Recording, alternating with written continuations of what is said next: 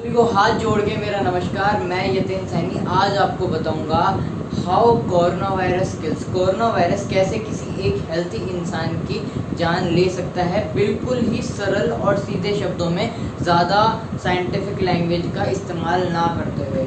तो शुरू करते हैं। सबसे पहले आपको एक बात पता होनी चाहिए, जब हम खांसते हैं तो हमारे शरीर से 2 से 3 हज़ार वाटर की ड्रॉपलेट एनवायरनमेंट में आ जाती हैं, ठीक है। और जब हम छींकते हैं तो 20 से 30 हज़ार वाटर की ड्रॉपलेट जो होती हैं हमारे माउथ से एनवायरनमेंट में आ जाती हैं। ये बात हमें पता होनी चाहिए। अब जब एक कोरोना संक्रमित इंसान खांसता या छींकता है तो क्या होता है, बहुत सारी वाटर की ड्रॉपलेट की फॉर्म में कोरोना वायरस एनवायरनमेंट में आ जाता है। जब कोरोना वायरस एनवायरनमेंट में आ जाता है तो 2 तरीके से वो किसी भी एक हेल्दी इंडिविजुअल में प्रवेश कर सकता है। 2 तरीके हैं ट्रांसफ़र के। पहले वो वाटर की जो ड्रॉपलेट है जिसमें कोरोना वायरस है, किसी डस्ट पार्टिकल जो कि हमारे सराउंडिंग में होते हैं उन पे जाके बैठ जाए और हम उस डस्ट पार्टिकल को इनहेल कर लें, अंदर ले लें। दूसरा, वो किसी भी जो कोरोना वायरस का ड्रॉपलेट है किसी भी सतह पर जाकर लग जाए और वहाँ पर हम हाथ लगाएं और बिना हाथ धुले अपना हाथ मुंह में डाल लें तो कोरोना वायरस हमारे शरीर के अंदर पहुंच जाएगा। अब जब कोरोना वायरस शरीर के अंदर पहुंच चुका है तो सबसे पहले वो जाता है हमारे लंग्स में।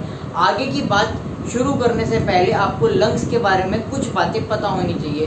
जो लंग्स है उसका मेन काम होता है ऑक्सीजन को अंदर लेना और कार्बन डाइऑक्साइड को निकाल देना। ये काम होता है लंग्स का। लंग्स की सबसे छोटी इकाई को एल्वेलाई कहते हैं, जो कि एक गुब्बारे के आकार का होता है, जिसका काम होता है ऑक्सीजन को लेना और कार्बन डाइऑक्साइड को बाहर निकाल देना।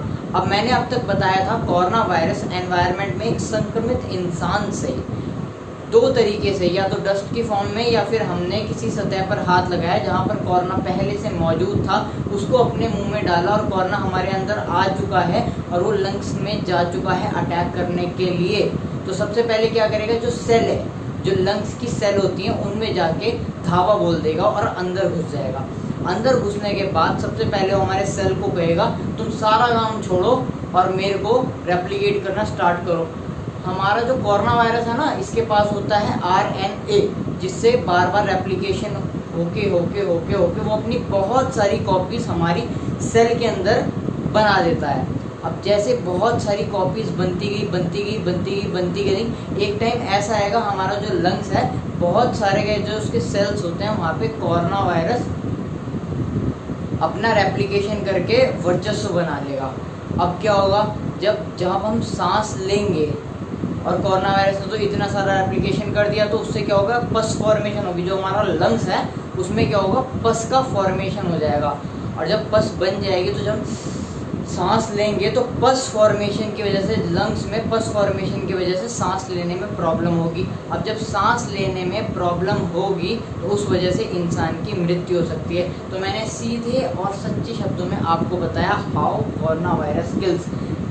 इन सारी बातों को दोबारा शॉर्ट में बताता हूँ। कोरोना वायरस एक संक्रमित इंसान से एनवायरनमेंट में आया, एनवायरनमेंट से एक हेल्दी इंसान ने उसे अपने अंदर इनहेल करा।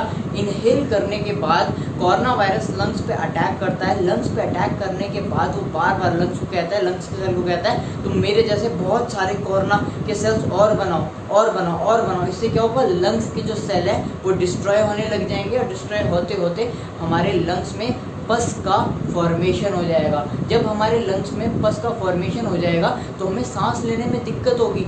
जब हम सांस लेंगे तो जो पस है वो एकदम से जो एल्वेलाई गुब्बारे की आकार का होता है उसको इन्फ्लेट और डिफ्लेट करने में बाधा उत्पन्न करेगा। इस वजह से हमें सांस लेने में प्रॉब्लम होगी और इंसान की मृत्यु भी हो सकती है। ये मैंने आपको बताया कि how corona virus kills in brief. अब 2 चीज़ें आती हैं। जब भी किसी इंसान को कोरोना वायरस होता है तो उसके 2 मुख्य लक्षण होते हैं। पहला जो लक्षण होता है वो होता है फीवर और दूसरा होता है सांस लेने में दिक्कत। सांस लेने में क्यों दिक्कत होती है वो मैंने आपको बता दिया है। क्योंकि हमारा जो लंग्स है उसमें बार बार कोरोना की सेल्स बनते बनते पस फॉर्मेशन हो जाता है, सेल डिस्ट्रॉय हो जाती हैं, इस वजह से पस बन जाती है जिससे कि सांस लेने में प्रॉब्लम होती है, पहला कारण। दूसरा कारण क्या बताया था मैंने, फीवर।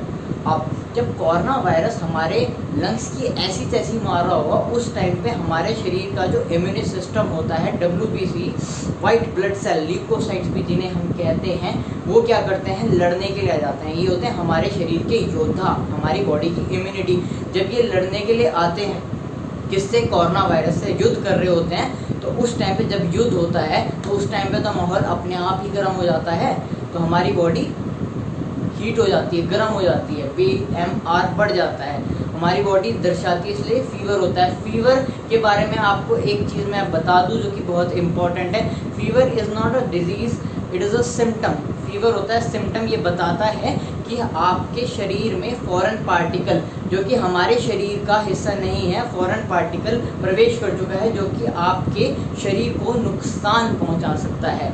इस वजह से शरीर का तापमान बढ़ जाता है, जो कि कोरोना का एक मुख्य कारण है। और दूसरा कारण मैंने क्या बताया था, सांस लेने में प्रॉब्लम।